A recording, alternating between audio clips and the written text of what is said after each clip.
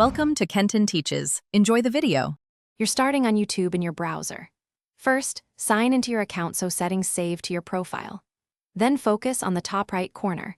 Click your profile icon to open the account menu. You need an updated browser for consistent results. Make sure Chrome, Edge, or Firefox is current. Once done, you'll see the Appearance or Dark Theme option in the menu. This is where you begin switching the UI from light to dark for all pages while logged in. Now enable the dark theme.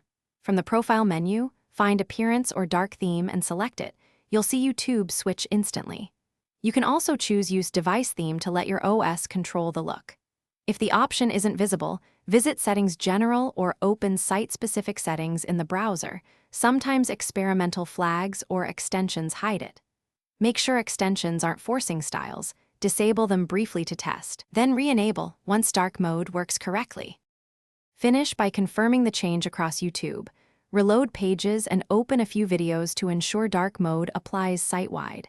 If the theme resets, log out and log back in to refresh account settings. This often resolves persistence problems. Still failing? Clear your browser cache and cookies, then test again. As a last step, disable extensions that alter page styles. They commonly override YouTube's theme. If that fixes it, re-enable.